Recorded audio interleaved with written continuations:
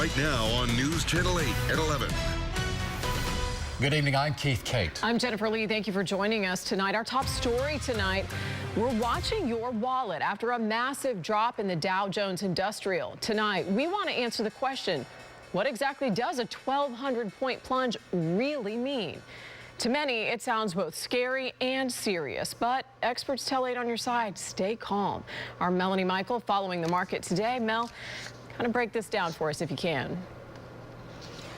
Hey, Jen, good evening to you. It boils down to this. It's not necessarily a time to panic after a wild day on Wall Street.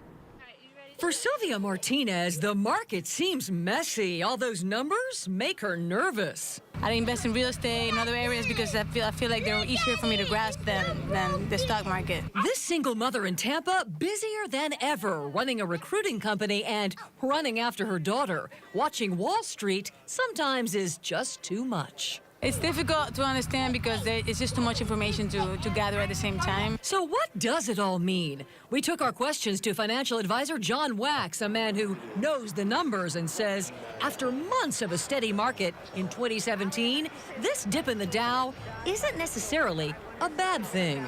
We've really had a nice run, and so this is a healthy pullback that gives us an opportunity to kind of regroup. Here's how it all shakes out. Our expert says if you don't have a 401k, there's no better time to get started. Now is perfect. If you already have one, keep calm. Don't mess with it. If you're retired with a 401k, think of this as a reset button to reassess any risk. This is the wake-up call to make sure you have your portfolio set the right way.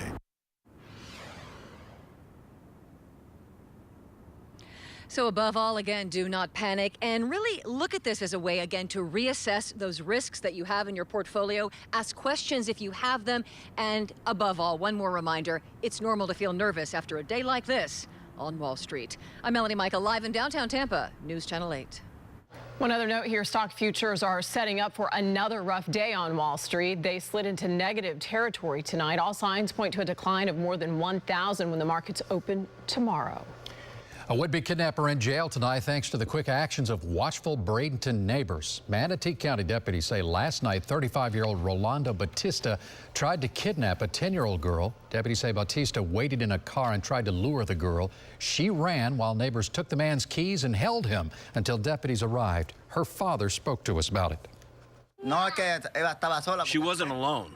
We were cooking outside. Kids were on their bicycles across the street. He picked the perfect moment to find my stepdaughter when she was by herself.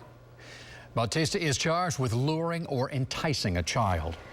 One person was injured in a shooting in Lutz tonight. This happened on Deer Forest Drive. The person shot is expected to be okay, and the suspect is still at large. In Clearwater tonight, busted with the goods and his distinctive red shoes. Cops telling us Carlton Stewart is a busy house burglar with a preference for bright red sneakers. But it was not his shoes that led Clearwater police right to the front door. Peter Bernard is on the night beat at the Pinellas County Jail to explain. Peter. Hi there, Keith. When it comes to being a burglar, this guy really stinks. Cops tell me not only did he wear those distinctive red shoes, he dropped his wallet. Caught on camera, Clearwater cops say that's Carlton Stewart getting ready to break into a house. Note his Bucks hat and bright red Adidas shoes. Adam Schwedo. I entered the house with a firearm and I was ready to shoot. Came home to find $4,000 gone, along with his passport, checkbook, social security card, and piggy bank change. The camera is right here. Adam's cameras caught it all. I told him the accused crook is locked up. I'm happy that the system works because I had doubts. Cops tell me Stewart hit at least 9 homes in Largo and Clearwater. Some successful, some not. He's done it before. This is Stewart's prison ID. It was quite nice of him after one of his crimes to have dropped his wallet. And inside the wallet was his ID. That homeowner gave the wallet to investigators. They were able to go to his house where they found him on his porch wearing those red shoes, wearing a watch that he had taken, and holding a bag of coins as well from one of the burglaries. They also found an assortment of other watches, some the expensive kind. As for the red sneakers, he won't be wearing those for some time. Carlton Stewart got out of prison in September of 2016. It looks, based on what we saw today, that he didn't learn much in prison. In Pinellas County, Peter Bernard, News Channel 8. 2 churches set on fire in Seminole over the weekend. The Reverend of Universal Harmony canceled services because the church was covered in soot. Also along Seminole Boulevard, investigators believe the same person tried to start a fire at Seminole United Methodist Church. It does make me nervous, yes. I don't understand why someone would do that. I'm not really sure if it's just kids having time on their hands or what, but kind of makes you apprehensive to come to work. So far, no one has been arrested. A Bay Area woman is back home tonight after surviving Sunday morning's deadly Amtrak crash in South Carolina. Tampa's Lynn Winston tells us that she is exhausted and hurting from her injuries, but thankful to be alive. 2 crew members died and 100 others were injured. It was very dark. It was very dark. You couldn't see anything. We don't even know where we were. We were just in the woods. Investigators are trying to figure out why the train was moved onto a sidetrack. A Pasco County firefighter is accused of trying to strangle a woman. Investigators say 36-year-old Jeremy Fulton got into a fight with the woman in Pinellas County, then smashed her phone when she tried to call 911 for help. We're told he grabbed the woman by the throat, but she managed to get free and run for help. A Winter Haven firefighter also arrested. Polk deputies say 27-year-old Roberto Morales Jr. illegally dumped a trailer full of shingles in an orange grove. The outbreak of the flu has been widespread here in the Bay Area. Schools, businesses, hotels, airports, all hotbeds to catch the virus. And daycare centers have been hit especially hard. No big surprise there because germs are easily spread through sneezes, coughs, and slobber. Jen Holloway joining us live in Tampa tonight to show us how one local daycare center is avoiding the flu. And I think we would all be interested in that. Jen. Absolutely, Keith. Well, here at the Rosa Valdez Early Childhood Learning Development Center, we found both teachers and administrators doing everything they could to help prevent the flu, and it is working. My kids love it. They love the centers. Jerry Clairvaux loves what they're teaching his son Jackson. Several times a day, the 2-year-old steps up to the sink, gets a squirt of soap, and washes away those germs. Very important to wash your hands after running noses, after going outside, after bathroom breaks. Denise Richardson says they disinfect everything from the doorknobs to the markers. And for the even smaller kids in their nursery, 4 sinks are constantly being used. One is strictly for washing hands. The others are used to disinfect, rinse, and then dry the items toddlers put in their mouths. And it looks like their efforts are all paying off. So far this season, no flu bug here. We have not had any cases yet. I'm praying that we don't. She says one other key to keeping the flu bug outside their fun zone is communicating with parents. So each teacher is in charge of a group that they are able to talk to their parents privately or as a group. Something Clairvaux is thankful for. They're good with communicating with the parents to kind of let them know what's going on with the center and let them go on with everything. Now, the Centers for Disease Control and Prevention in Atlanta say that so far this season, 53 children here in the U.S. have died from the flu, and hospitalizations are at record numbers.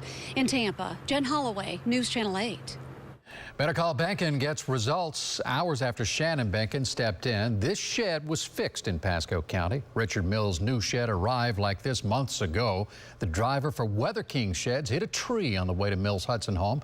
No one came back to fix it, and his calls to the company were not returned. Shannon tracked down the salesman and helped make things right. So were you surprised when they changed their tune so quickly? I was very surprised because I tried for 2 months before I got you involved. And you get it done in 1 day, so that's pretty great.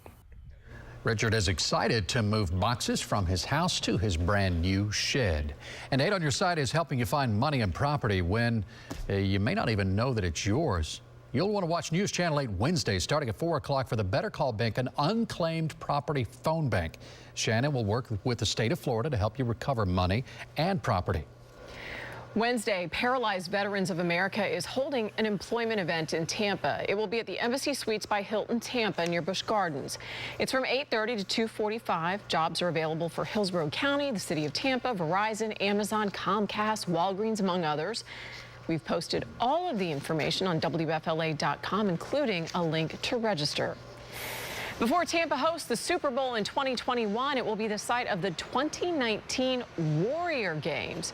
The Department of Defense made that announcement today. The games will bring around 300 athletes and their families to the Bay Area. MacDill Air Force Base, of course, is the home of U.S. Special Operations Command. Their team has competed since 2010. Progress is being made at Tampa's Riverfront Park. Mayor Bob Buckhorn took a tour of it today. The park is just north of downtown on the banks of the Hillsborough River. The mayor says it will be Tampa's Central Park, and it should be open by Mother's Day weekend. Florida Fish and Wildlife is getting proactive when it comes to keeping animals out of stray fishing lines. All along the Bay Area, you'll see these monofilament recycling bins. FWC says too often they have to help untangle marine animals from these lines.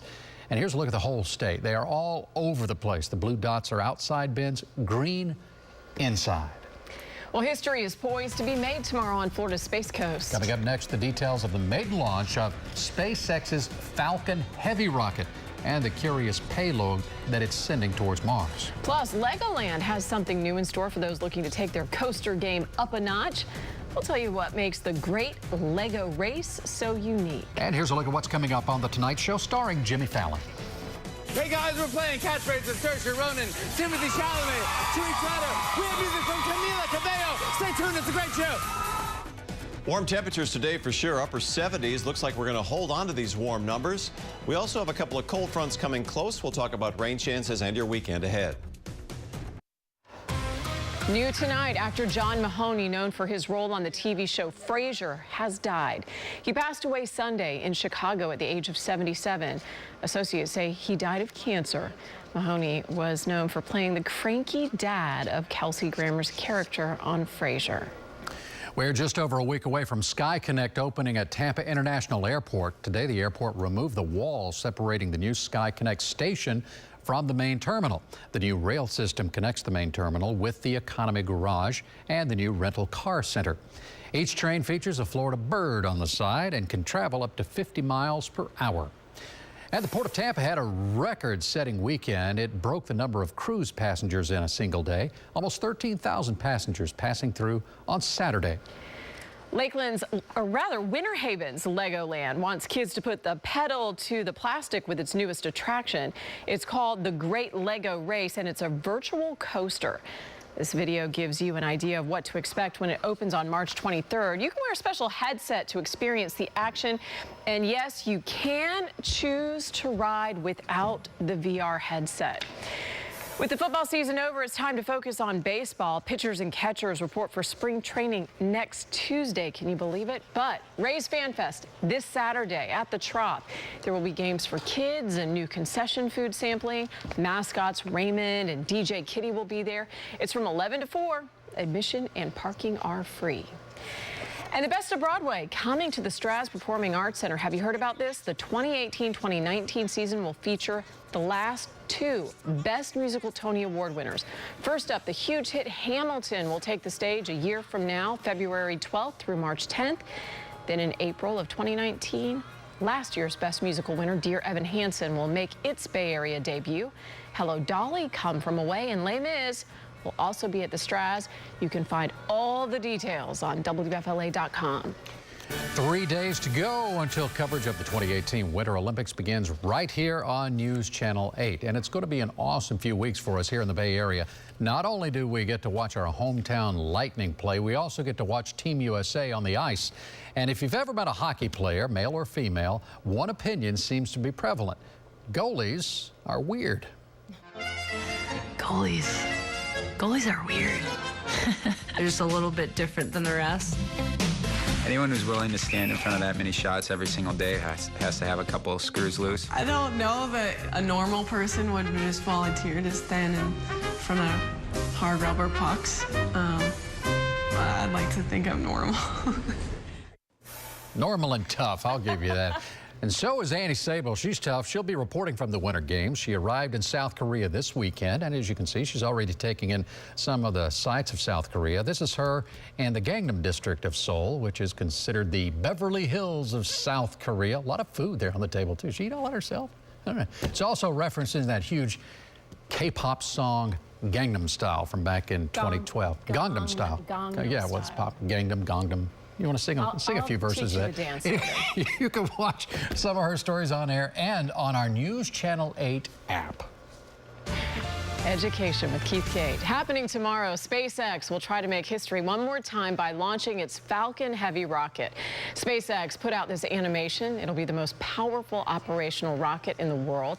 The payload is a Tesla Roadster that will orbit around the sun and pass closely by Mars. SpaceX will try and return the boosters back to Earth for reuse. Storm Team 8 meteorologist Ian Oliver will be at Cape Canaveral for the launch. Now, Max Defender 8, the world's most powerful radar, and your Storm Team 8 forecast with Chief Meteorologist Steve Jervey. No precip at this hour in terms of precipitation. Thinking, well, this is great weather. It's like, well, this is actually above normal for us. We're normally a little bit cooler. It's really pretty, though. Yeah, it is. Thank you. Steve. February is Black History Month, and there is a lot of African American history that many people don't know about in our area and in our country, and especially here in our state. Join us on Saturday, February 24th at 7 p.m. for our Hidden History Special. Rod Carter and Melanie Michael will bring us little-known stories of African American history. Well, coming up next in sports, the Lightning's road trip to Canada has hit a speed bump at the very end. And don't look now, but former Bucs head coach Greg Schiano could be headed back to the NFL. Great news, Steve. Cracker Barrel. Man, I know you love the Cracker Cracker Barrel. Barrel. It's made its way to California. Check it out. Seems hard to believe given the amount of Cracker Barrels around here and all the way to my home state, Tennessee. The newest restaurant and store, though, opened in Victorville this morning, and this store will sell items that pay homage to the local area. Route 66, the California Gold Rush, so all the stuff hanging on their walls will be a little different from the stuff. Too bad they don't sell bacon there, though. You can't get any bacon at that. Bacon. They should try. I think they could really be pancake popular. breakfast. That is my order 24 hours a day. I like the hash brown thing. What is that? That casserole. Maybe some fried apples on there. Good night.